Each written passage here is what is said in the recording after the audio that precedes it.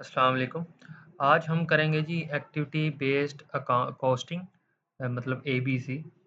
तो असल में इसका बैकग्राउंड पहले मैं आपको बता देता हूँ कि इसमें ये हम क्यों करते हैं। एक प्रोडक्ट होता है तो आपको पता है उसमें थोड़े से एक्सपेंसेस वगैरह जो उस पे लगते हैं, कह लो कि ओएच है, ओवरहेड्स एक डायरेक्ट होते हैं और एक इनडायरेक्ट होते हैं, ठीक है?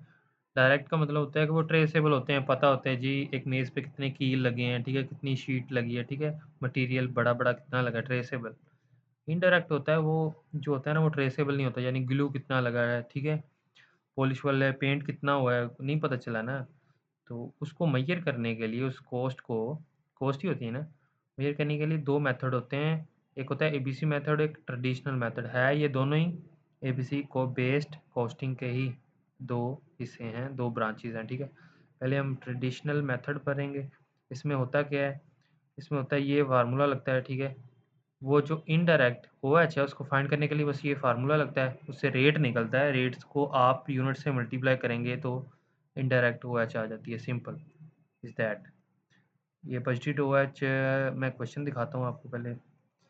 ये क्वेश्चन है, पढ़ लेते हैं जी। अल्फ़ा लिमिटेड कंपनी है जी, उसने बनाए हैं 3 प्रोडक्ट्स, जो एक 50,000, एक 40,000, एक 30,000, ये उनके यूनिट्स की तादाद है और सेल प्राइस दी हुई हैं तीनों की। डायरेक्ट मटेरियल दिया हुआ है, तो direct labour hours per unit दिया हुआ है और यहाँ पे उन्होंने दिया जी wages paid eight 10 per hour, ठीक है?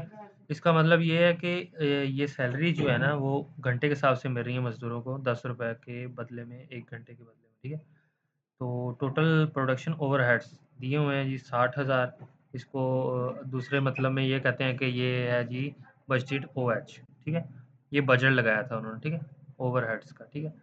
अब उन्होंने कहा है कि फाइंड क्या करना है जी, प्रॉफिट फाइंड करना है, कह रहे हैं पर यूनिट, ठीक है? यहाँ से आपने देखना है ध्यान से कि पर यूनिट पूछा है कि टोटल पूछा है, ठीक है? पर यूनिट मतलब एक प्रोडक्ट पे कितना-कितना आ रहा है, ठीक है? तो वो देखना है और उन्होंने आगे कहा जी इसको बेस पे labour hours, on the basis of labour hours. देखें बेस दे दिए ना, फ़ॉर्मूला जो था उसमें नीचे बेस थी, बेस उन्होंने क्या कह दिया है अब लेबर आवर, तो हमने लिख लिया इसको। प्रॉफिट हमने फाइंड करना है, बजट वाइज़ दिया हुआ है तो मैंने पुट किया था ये इधर। लेकिन बेस किस तरह निकालनी है?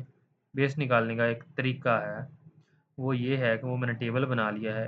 आउटपुट्स कितने 5,000 50,000 बना रहे हैं जी एक्स के, वाई के 40,000 और ज़ी के 30,000 बना रहे हैं।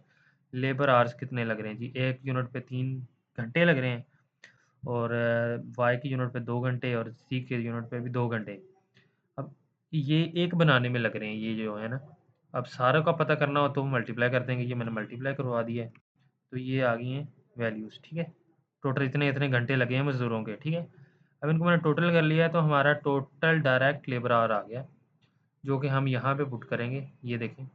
और एक रेट आ गया कि 2.06, ये रेट है आपका अब्ज़ॉर्प्शन का, कि मतलब इतना-इतना हर यूनिट में जाएगा, हर प्रोडक्ट में जाएगा, ठीक है? ये कैलकुलेशन आ गई। तो अब क्या करेंगे हम, अब भाई रेट तो आ गया, ये एक प्रोडक्ट का, ठीक है? घंटे के हिसाब से। अब एक प्रोडक्ट को कितने घंटे लग रहे हैं? 3 मल्टीप्लाई करवा दें, तो एक प्रोडक्ट कितना आ गया ना, ठीक है? ये घंटे का आया है, ठीक है? ये जो है अब्ज़ॉर्प्शन रेट, ये घंटे का कह लें या ज़्यादा क्लैरिटी के लिए मैं कह देता हूँ कि ये आ गया जी एक प्रोडक्ट का, ठीक है? अब साथ ये भी तो बताना है ना वो टाइम कितना लगा है, तो 3 घंटे लगे हैं एक प्रोडक्ट को, ठीक है? तो वो मैंने मल्टीप्लाई करवाएँ। टोटल ओएच या एफओएच या टोटल कॉस्ट आ गई है, ठीक है? इनडायरेक्ट, ये मैंने मल्टीप्लाई करवाया हुआ है, ठीक है? ये 3 वैल्यूज़ आ गई। तो ये हमारा एफओएच आ गया, हमारी कॉस्ट आ गई है, इनडायरेक्ट ओएच जो हमने फाइंड करना था आ गया। लेकिन उसने कहा था कि जी प्रॉफ़िट निकालें हमें, तो प्रॉफ़िट से मतलब है पर यूनिट। तो ये सेल प्राइस ये मैंने कहाँ से ली हैं? ये मैंने यहाँ से ली हैं। ये देखें सेल प्राइस दी हुई है, direct material, direct labour hours और डायरेक्ट लेबर आवर्स, ठीक है? दिए हुए हैं ना तीनों, तो वो मैंने लिखे हैं, ठीक है? ये रहे वो कहाँ गए ये सेल प्राइस थी, मटेरियल था, लेबर था, लिख लिया और एफओएच जो अभी हमने निकाले वो मैंने नीचे लिखे। तो इसमें से लेस किया मैंने, ठीक है? ये लेस हुआ है। इनमें से ये सारे लेस करेंगे तो ये वैल्यूज़ आएँगी, ठीक है? ओके। और क्या है, यहाँ पे आपने एक देखा होगा कि मैंने यहाँ पे लेबर आवर्स जो है ना, वो कितने हैं जी? 3, 2, 2। लेकिन यहाँ पे जो मैंने लिखे हैं वो है जी 30, 20 और 20। क्यों? क्योंकि वेजेस कितनी है भाई, वेजेस तो देखे ना, वेजेस हैं 10 पर आवर। तो 10 से मल्टीप्लाई करवाएं ना, ये देखें 10 मल्टीप्लाई बाय टाइम, इधर भी लिखा था मैंने। कितना टाइम लगा जी? 3 घंटे लगे थे। 3 ज़रब 10 30। यहाँ पे 2 घंटे लगे थे।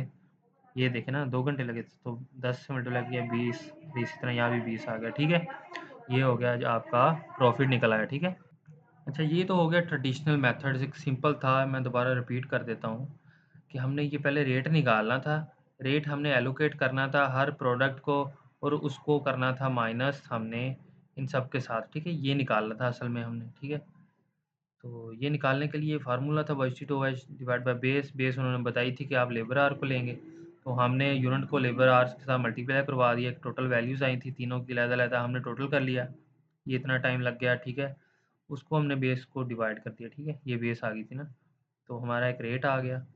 उस रेट को अब हमने दोबारा लेबर आवर से मल्टीप्लाई करवाया है। ठीक है, तो वो हमारा आ गया है FOH। बस वही निकालना था, निकल आया। उसको टेबल के दरमियान में घसीट के डाल दिया हमने। ठीक है, ये देखें ज़बरदस्ती। तो बस यहाँ पे ये ट्रिक है कि यहाँ पे 3 था, यहाँ पे 2 था, यहाँ पे 2 था, गिवन वैल्यूज़। लेकिन हमने 10 रुपये पर आवर के पैसे मिल रहे थे उनको, तो हमने 10 से मल्टीप्लाई करवा दिया, तो 30, 20, 20 आ गया। अब 80 में से ये सारी माइनस करेंगे तो 23 आएगा। इस तरह ये माइनस करेंगे तो ये सारे प्रॉफिट आ गए। अब यहाँ से कोई पूछ सकता है जी सबसे ज़्यादा प्रॉफिटेबल कौन सा है, तो पता नहीं लग रहा क्योंकि ये दोनों सेम लग रहे हैं। ठीक है, और ये थोड़ा कम है। ठीक है, तो हम बता सकते हैं जी एक्स भी बना लें, बी भी बना लें, एक्स और वाई बना लें, सेम है। और जी थोड़ा कम है, काफ़ी कम है। ठीक है, लेकिन ये ज़्यादा एक्यूरेट नहीं है ट्रेडिशनल मेथड, लेकिन आएगा ज़रूर। और जो ज़्यादा एक्यूरेट है वो करते हैं जी ABC मेथड। ठीक है, उसमें ज़्यादा एक्यूरेट है। ABC मेथड आ गया भाईजान, घबराना नहीं है। अच्छा, तो यहाँ पे क्वेश्चन देख लेते हैं हम। ये तो हो गया ना ऊपर वाला। अच्छा जी, उन्होंने डाटा भी दे दिया। उन्होंने कहा जी अब देखें मशीनिंग पे इतने पैसे खर्च हुए हमारे, क्वालिटी कंट्रोल पे इतने हो गए जी, रिसीविंग पे हमारा 1 लाख, पैकिंग पे हमारा 1.5 लाख लग गया, टोटल हमारे इतने पैसे खर्च हो गए हैं। कोस्ट ड्राइवर डाटा दिया हुआ है जी ये कोस्ट ड्राइवर्स होते हैं। ठीक है, ये भी दिए होते हैं, इनको इनके साथ हमने अटैच करना होता है, अटैच करके ही हल होता है। ठीक है, अब मशीनिंग को किस के साथ हम अटैच कर सकते हैं, हम ढूंढेंगे जी लेबर आर। मशीन पे लेबर भी काम कर सकते हैं। ठीक है, आपने ज़हन में रखना है, लेकिन मशीन आज दिए हुए हैं तो ये ज़्यादा एक्यूरेट है, क्योंकि मशीन पे मशीन ही काम कर रही है। ठीक है, तो ये इसके साथ अटैच हो गया, ये मैंने एक एग्जांपल दी है। आगे चल के हम और पढ़ेंगे। हमने यहाँ पे निकालना क्या है, उन्होंने कहा जी पहले मेथड बता दिया। उन्होंने कहा जी ABC यूज़ करके ना आपने बताएं शो करवाएं कि कॉस्ट और ग्रॉस प्रॉफिट पर यूनिट क्या है। ठीक है, पर यूनिट, तो पर यूनिट निकालेंगे आप, और कंट्रास्ट करें जो प्रॉफिट हमने पहले निकाल लिया, क्वेश्चन जो हमने हल कर लिया उसके साथ आप उसको देखेंगे कि मैयर करके, और रैंक भी करेंगे। ठीक है, चलें करते हैं फिर, और स्टार्ट करते हैं। पहले तो हम पूल बनाएंगे ना, पूल रेट। एक्टिविटीज़ मैंने लिखी है, मशीनिंग है, क्वालिटी कंट्रोल है, रिसीविंग है, पैकिंग है। ठीक है, ये चारों लिखती। अब यहाँ पे मैं उनकी वैल्यूज़ आगे आगे लिखी हैं। ठीक है, सबसे आगे ये वैल्यू गिवन है, मैंने यहाँ से उठाई है, ये वाली 150, 2 लाख, लाख और 150। ठीक है, तो ये मैंने लिखी। अब डिवाइड मैंने किन से किया हुआ है, डिवाइड मैंने इनके मैचिंग वाले जो एक्टिविटीज़ हैं उनके साथ किया है। ये देखें ना, मशीनिंग के साथ मैच क्या हो रहा है, मशीन आवर्स, तो ये बनते हैं 4, 5, 4, ये तो टोटल हो गए 9। लेकिन यहाँ पे उन्होंने एक ट्रिक दी है कि ये देखें, उन्होंने कहा पर यूनिट, लेकिन यहाँ पे मशीनिंग की वैल्यू क्या है, टोटल में। तो हमें मशीन आवर्स भी हमें टोटल में चाहिए। ठीक है, तो वो हमें निकालने पड़ेंगे। वो यहाँ से यूनिट कितने थे दिए हुए थे, वही हैं 30,000, 40,000, 50,000। और जो यहाँ से मैंने ये उठाए हैं 4, 5, 4। ठीक है, मशीन आवर्स के जो टाइम है 4, 5, 4, और मल्टीप्लाई करवा दिया और टोटल कर दिया जी 5,20,000 आगे, उससे डिवाइड किया है। और ये फार्मूला वही लगा है जी, budgeted OH divide by base, कह लो क्योंकि बेस हमने ये बनाई है, मशीनिंग को बेस बनाया है ना। ओ कह रहा हूँ मशीन कह रहा हूँ, ये हाँ मशीन आवर्स को बेस बनाया यहाँ पे।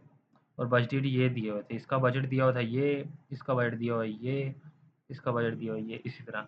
लेकिन बेस क्या होगी, बेस उन्होंने कहा है जी हम इसके साथ खुद ही ढूंढेंगे जो अच्छी लगेगी। अब यहाँ पे मशीन आवर्स के साथ ये मशीनिंग आ रही है, तो हमने इसके साथ उसको डिवाइड करवाया है टोटल यूनिट्स को। ठीक है, तो ये एक वैल्यू आ गई है। 0.28864, ठीक है, इन दोनों को डिवाइड करने से। अब क्या करना है जी, अब इसको मल्टीप्लाई करवाना है आपने इनके साथ, ये जो मैंने टोटल किया ना, टोटल तो यही थे ना आर्स, तो आर्स के साथ मल्टीप्लाई करवा देना है, अब्जॉर्ब नहीं करवाना आपने। तो ये वैल्यूज़ आ जाएंगे, ठीक है, मल्टीप्लाई करने से ये वैल्यूज़ आ जाएंगी। तो ये एक हो गया मशीनिंग का। अब इसी तरह क्वालिटी कंट्रोल का देखें जी, 2 लाख उन्होंने दिया हुआ था, मैंने रखा, और उसकी बेस क्या बनाई मैंने, देख लेते हैं जी। क्वालिटी कंट्रोल के नीचे बेस क्या बनती है, क्वालिटी कंट्रोल कहाँ पे होती है भाई, तो देखेंगे जी, यहाँ पे मशीन आवर्स नहीं लग सकते, लेबर आवर्स नहीं लग सकते, नंबर ऑफ प्रोडक्शन रन्स, ठीक है। अब यहाँ पे गौर से देखना है कि कितनी बार आपकी प्रोडक्शन हुई है, उतनी बार आपने क्वालिटी कंट्रोल किया होगा, ज़ाहिर सी बात है। और उन्होंने और वाज़ह करने के लिए भी बता दिया कि सेटअप कॉस्ट, जब जब आप बनाएंगे, जितनी बार आप बनाएंगे उतनी बार आपको सेटअप करना पड़ेगा, ठीक है। तो ये इसके साथ अटैच हो गई है, ठीक है। ये कौन सी वाली, लेबर रन्स वाली, ये अटैच हो गई है इसके साथ, क्वालिटी कंट्रोल एंड सेटअप के साथ, ये मैंने अटैच कर भी दिए, लें। तो इसके साथ आ रहा है 15, 15 और 20, ये क्या, 15 जमा 15 30 और 20 50 हो गए हैं, ठीक है। ये मैंने 50 लिख दिए। आप अब यहाँ पे कहेंगे, जैसे हमने यहाँ पे मल्टीप्लाई करवाया, यहाँ पे 50 को क्यों नहीं मल्टीप्लाई करवाया, वो यूँ इसलिए नहीं करवाया क्योंकि ये यूनिट में था, इसलिए मल्टीप्लाई करवाया। ये जो है ये भी टोटल है, तो सेम यूनिट है, यहाँ पे भी टोटल होते हैं, ये सारे टोटल है ना चारों, यहाँ पे टोटल नहीं था इसलिए मल्टीप्लाई करवाया, ये टोटल है, तो इनको मल्टीप्लाई करवाने की ज़रूरत नहीं। 50 लिख दिया है, और उनके सामने वही 15, 15, 20 मशीन वाले, इनको टोटल करेंगे, यही 50 है, ठीक है। वो जो मैंने पीछे टोटल किए हैं वो ये नीचे, वही यहाँ पे इस तरह टोटल करेंगे, ये भी 80, ये वाले इसी तरह, ये बेस होती है, ठीक है। इशू यहाँ पे आ रहा था क्योंकि यहाँ पे हमने यूनिट थे, हमने टोटल करके ये टोटल आ गया, इनको भी टोटल किया तो यही है, ठीक है। तो ये मल्टीप्लाई करवाया जी, ये मैंने इससे डिवाइड किया, पहले डिवाइड करने से आ रहा है जी 4000, 4000 ज़रा 15 करेंगे 60 आएगा, फिर वही 60, फिर 20 के साथ मल्टीप्लाई करेंगे 80,000 आ गया। अब रिसीविंग देखते हैं जी, रिसीविंग किसके साथ आ रही है, हमने ये मैचिंग करनी है जी, रिसीविंग किसके साथ आ रही है, देखें ढूंढें। रिसीव, रिसीव कौन करता है जी, जब रिसीविंग करते हैं तो कोई पर्ची पुर्ची देता है कि नहीं बंदा, तो ये रसीट्स, ठीक है। तो आपने इसको लेना है जी, 30, 30 और 20, उठाएं इसको, 30, 30 और 20 टोटल किया तो 80 आ गया, नीचे लिखा, डिवाइड किया 1250 आ गया। अब दोबारा इनके साथ मल्टीप्लाई करा दें, ये देखें मल्टीप्लाई करवा दें, वैल्यूज़ आती जाएंगी। और इसी तरह पैकिंग का देख लें, पैकिंग का वो, ये ऊपर वाली वैल्यू तो गिवन है ना, यहाँ से उठा रहा हूँ, ये ऊपर वाली वैल्यूज़ है। और पैकिंग देखते हैं, पैकिंग के किस हिसाब से करते हैं जी, पैकिंग हम देखते हैं कि कितने आर्डर आए हैं, जितने आर्डर हैं उस हिसाब से कहेंगे जी इतने डब्बे दें हमें, पैकिंग करनी है हमने, ठीक है। तो ये पैकिंग हो गई, ठीक है।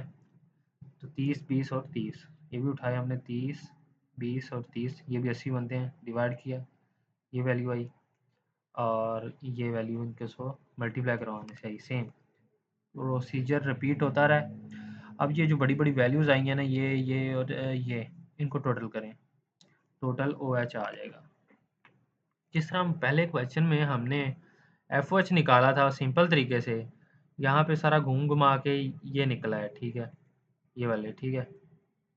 तो आगे देखते हैं, अब आगे क्या करना है हमने, ये तो आगे ना टोटल, देखें यहाँ पे हमने टोटल किए हुए हैं, याद है ना, यूनिट आपने याद रखा है, यहाँ पे पर यूनिट था, हमने टोटल करके किया ये। तो ये भी ज़ाहिर बात है, सारे आ गए हैं टोटल में, हमें उन्होंने कहा है यूनिट में निकालें, तो इसको डिवाइड करेंगे ना यूनिट से, तो मैंने ये डिवाइड करवा दिया है यूनिट से। तो ये पर यूनिट आ गई है जी, कॉस्ट पर यूनिट आ गई है, एफ ओ एच, या पर यूनिट आ गया जी इनडायरेक्ट कॉस्ट, ठीक है, ओ एच। तो ये आ गई, बस अब इसको वहीं पुट कर दें, यहाँ पे 6 पुट किया ना, अब यहाँ पे ये 4 और 4 और 6 ये पुट करेंगे, मैंने किया है यहाँ पे पुट। तो ये पुट करने से ना वैल्यूज़ आ गई, प्रॉफिट आ गया पर यूनिट का। अब यहाँ पे हमें अच्छी तरीके से नज़र आ रहा है कि ये 25.7 है और ये 25.1 है, तो इसमें से ज़्यादा प्रॉफिटेबल क्या हुआ, ये वाला। तो हमने रैंक भी कर दिया, बता दिया है, इससे कम ये है और इससे कम ये है, और कंपैरिजन भी किया कि कौन सा मोस्ट एक्यूरेट है। जहाँ पे ज़्यादा फोकस करें तो आपको पता चलेगा कि ज़्यादा नहीं नज़र आ रहा कि एक्यूरेट कौन सा है इन दोनों में से, है ना, कन्फ्यूजन आ रही है। लेकिन यहाँ पे साफ साफ पता चल रहा है, इसलिए ये ज़्यादा एक्यूरेट है, और रैंक भी दे दिया है और प्रॉफिट भी निकल आया, तो बस यही है एक्टिविटी बेस्ड कॉस्टिंग। ओके, अल्लाह हाफ़िज़।